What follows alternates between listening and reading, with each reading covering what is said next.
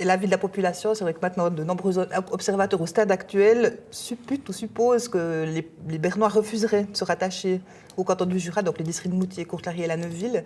Est-ce que vous partagez cet avis-là ? Je crois que si on regarde ce qui se passe sur le terrain, indiscutablement, les mentalités du côté du Jura bernois ne sont pas prêtes pour faire un tel pas. Et on n'est sans doute pas très très loin des proportions des années 70, 2 tiers en faveur de Berne, 1 tiers en faveur du Jura. Concernant Bienne, vous l'avez évoqué tout à l'heure, c'est vrai que l'AIJ a tendu une sorte de perche au CAF et aux autorités biennoises ce matin en leur disant que leur avis serait désormais pris en compte, ce qui n'est évidemment pas le cas pour la rédaction de ce rapport, ce qui avait suscité l'ire de Hans Stöckli notamment. Concrètement, est-ce qu'on en sait un petit peu plus de quelle manière Bienne va pouvoir se positionner? C'est vrai que pour Bienne, la formation d'un canton à 6 districts serait tragique. Ça signifierait tout simplement la mort des Romands de Bienne. Du coup, la ville ne serait plus bilingue. Du coup, le canton non plus. Ce serait une sorte de réaction en chaîne absolument dramatique, aux effets dramatiques pour toute la région. Est-ce qu'on en sait plus sur ces éventuelles pistes concrètes pour Bienne? Alors, je commencerai par dire une chose, c'est que vous dites on n'a pas associé les Biennois jusqu'à présent, mais on ne pouvait pas les associer. L'accord du 25 mars 1994 ne le permettait pas. Bienne n'est pas mentionné là-dedans. Et en fait, on souhaite régler la question jurassienne à travers l'Assemblée interjurassienne. Et la ville de Bienne s'est toujours tenue en marge de cette problématique-là. Alors, je crois que c'était assez clair à ce niveau-là, même si le maire a donné de la voix à un certain moment, c'était de mon point de vue totalement injustifié.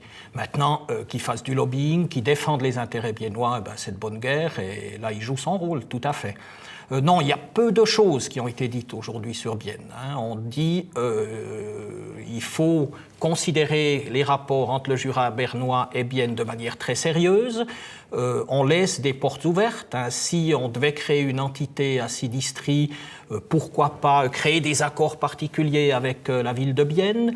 Si on va vers un statu quo plus, pourquoi empêcher le Jura bernois d'avoir des rapports privilégiés, de participer à une conférence régionale et tout. Ça, l'Assemblée interjurassienne, au contraire, dit tout est possible. Mais elle ne va pas plus loin à ce stade. Bien, on lui consacre quelques lignes dans le rapport final. C'est des lignes très importantes, mais rien n'est coulé dans le bronze.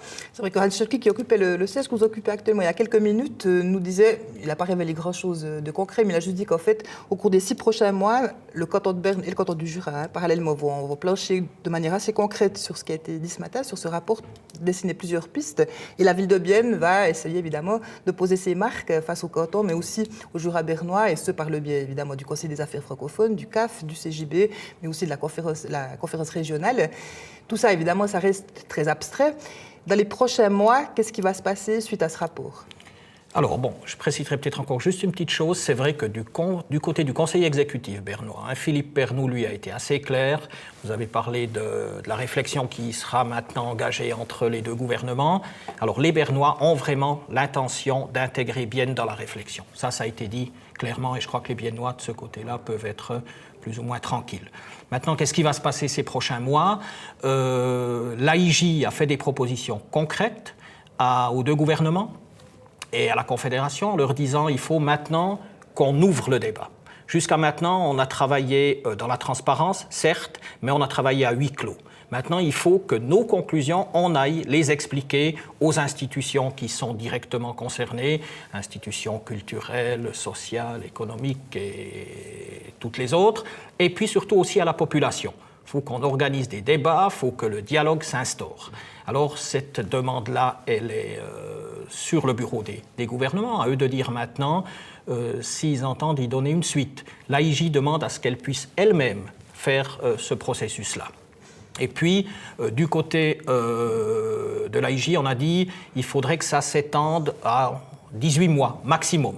Alors aujourd'hui, la ministre jurassienne Elisabeth Baumschneider a déjà dit « Stop, 18 mois, c'est beaucoup trop, on veut aller beaucoup plus vite ». Donc maintenant, les deux gouvernements vont se voir, ils vont essayer de trouver un consensus, se mettre d'accord et je ne sais pas ce qu'il en sortira, mais on peut imaginer que les discussions seront animées.